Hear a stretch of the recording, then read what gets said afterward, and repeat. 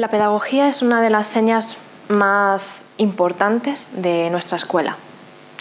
Es un ente vivo, es un ente que tiene una metodología firmemente constituida y bastante estudiada para que procure una formación de calidad.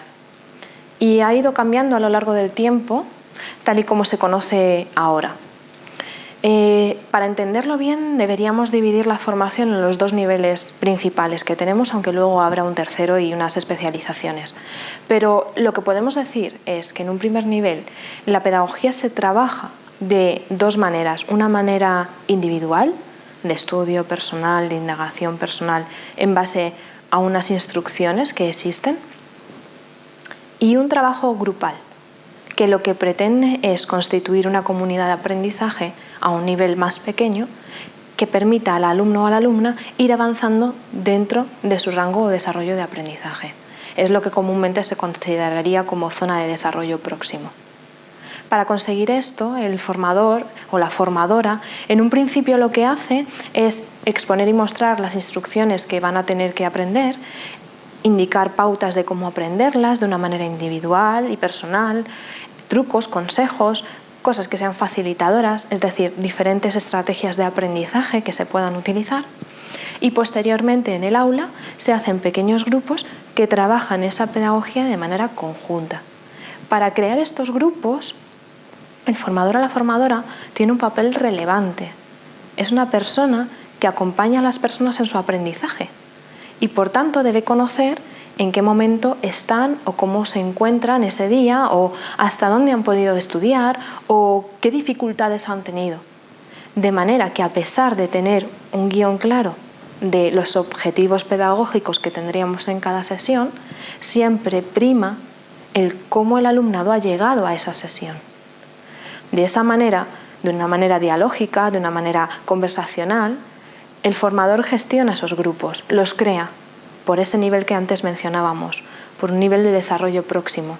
Esto quiere decir que el alumnado se agrupa en función del estudio que ha tenido o del momento en el que se encuentra y sigue practicando de manera grupal y compartiendo con el resto de sus compañeros en ese grupo ese aprendizaje, de tal manera que aquellas personas que han podido avanzar un poco más van a ayudar o servir de andamio o de soporte a aquellas personas en el grupo que por diferentes circunstancias no hayan podido llegar hasta el punto en el que están sus compañeros o compañeras.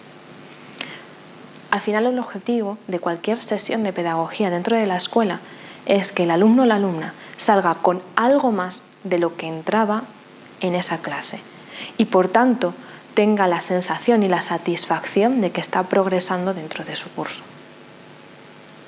En el caso de la formación de nivel 2, el sistema de pedagogía cambia, la metodología es un poco diferente. Ya hemos sentado las bases de aprendizaje en el nivel 1, ya hemos establecido unos criterios de aprendizaje personal con diferentes estrategias que me permiten ir avanzando en mi proceso de aprendizaje de pedagogía. He mostrado cómo puedo aprender en grupo y cómo puedo aprovecharme de ese conocimiento grupal y de ese progreso grupal.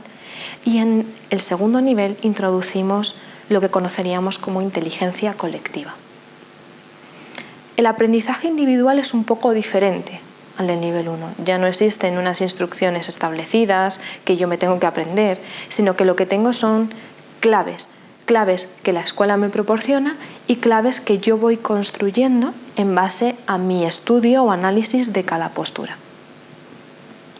Estas claves son fundamentales para proteger al alumnado, entender cómo se construye una asana, cómo mantenerla, qué características especiales tiene y cómo la deshago de una manera coherente con toda mi práctica. Y sobre ellas, de manera individual, yo voy trabajando para elaborar lo que sería mi discurso, ¿no? Lo que cuento en una clase de yoga. Cuando llego a la sesión de pedagogía, efectivamente tengo un momento de compartir en grupo. Compartir esas instrucciones, compartir cómo ha sido mi proceso, cómo entiendo que se puede acceder al asana, qué características quiero resaltar aparte de las que se me han proporcionado.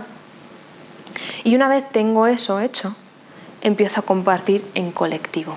Hay una puesta en común de esas instrucciones, hay un consenso, hay un estudio más profundo. El formador, en este caso, sigue tres papeles progresivos. El primero de ellos sería el de indicar las posturas que hay que aprender, cómo podemos trabajar la pedagogía, cómo puedo trabajar en casa, seguir dando estrategias de aprendizaje individual. En un segundo momento sería el de establecer los grupos, como hablábamos en nivel 1, unos grupos que permitan un aprendizaje progresivo. Pero tiene un tercer papel que no existía antes, que es un papel de acompañante, un papel de ser uno más o una más en el proceso de inteligencia colectiva. De esta manera, tanto profesorado como alumnado sale beneficiado de la sesión de pedagogía.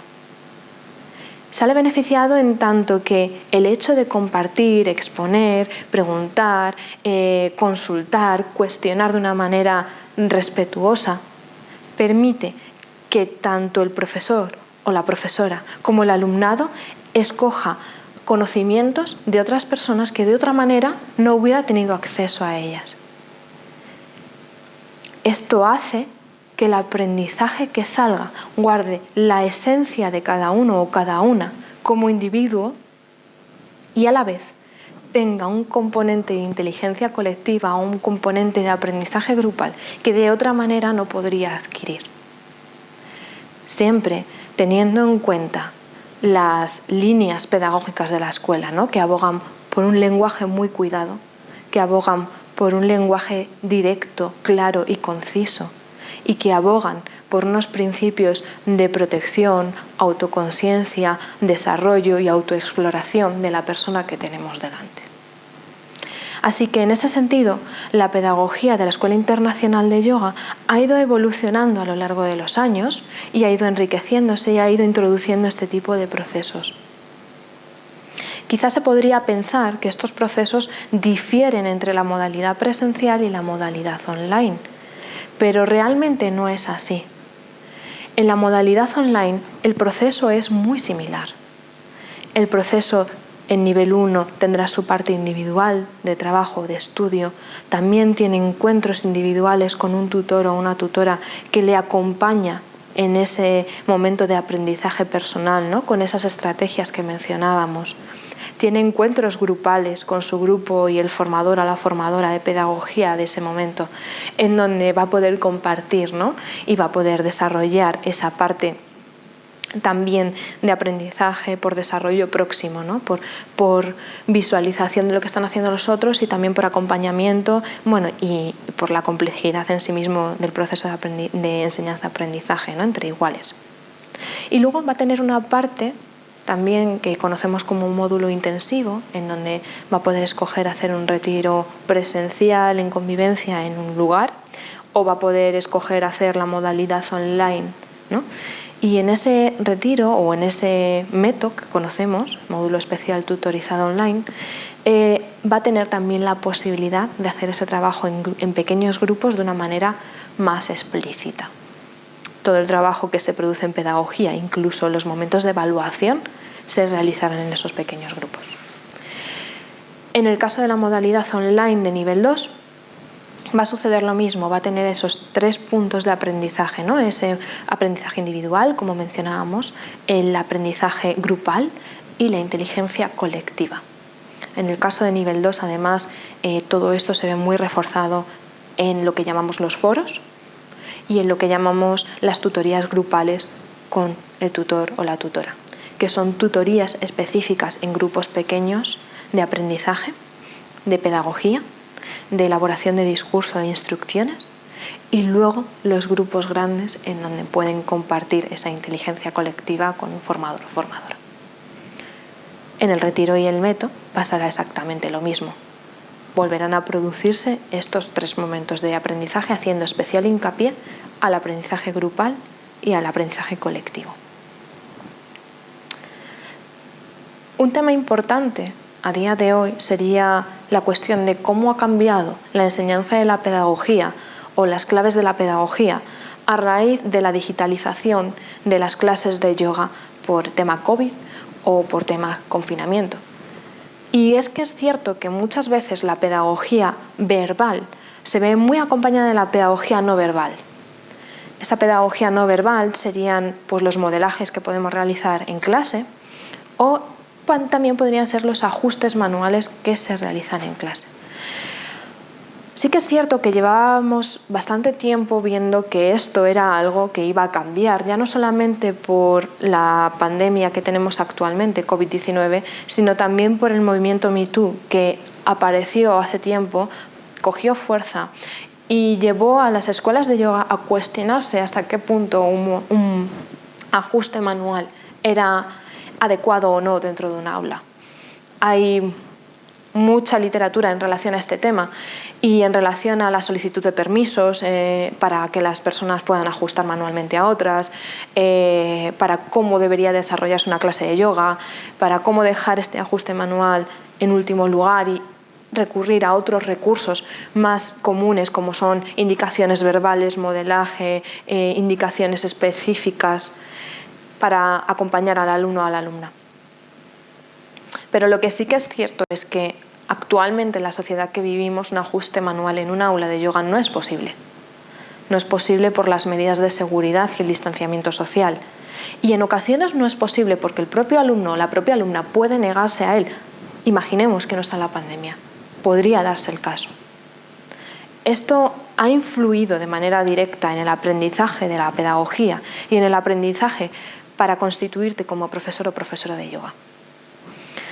Lo que antes suponía unas instrucciones generales, a pesar de que había instrucciones concretas y específicas, acompañadas de un contacto manual, a día de hoy se han convertido en instrucciones verbales.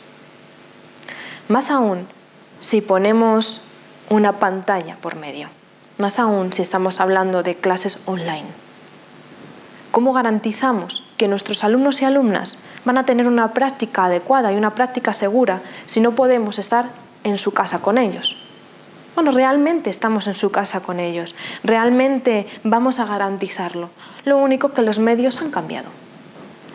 La pedagogía que la escuela ofrece ya no solamente es una pedagogía que cumplía con todos los requisitos que existían antes y que se veía acompañada de un ajuste manual. Sigue existiendo la visualización de vídeos antiguos, la visualización de escenas en donde hay ajustes manuales, pero también ahondamos en una pedagogía más sutil. Una pedagogía que lo que intenta buscar es el detalle.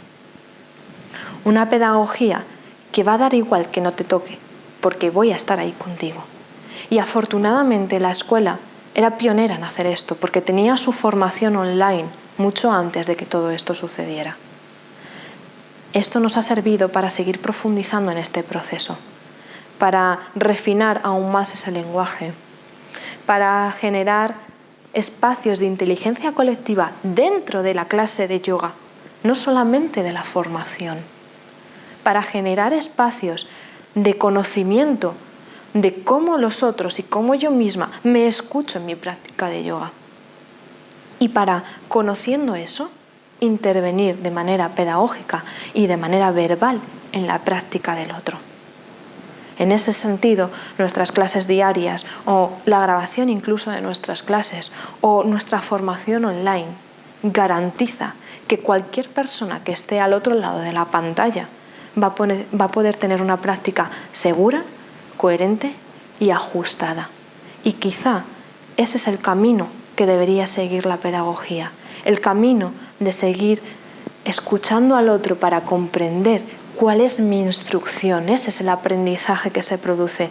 El aprendizaje de no estoy solo, aprendo delante de un papel, sino me he formado como profesora o como profesor de yoga y ahora aprendo con el otro. Y es el otro el que me lleva a mi inteligencia colectiva de grupo, a comprender cómo puedo guiarle.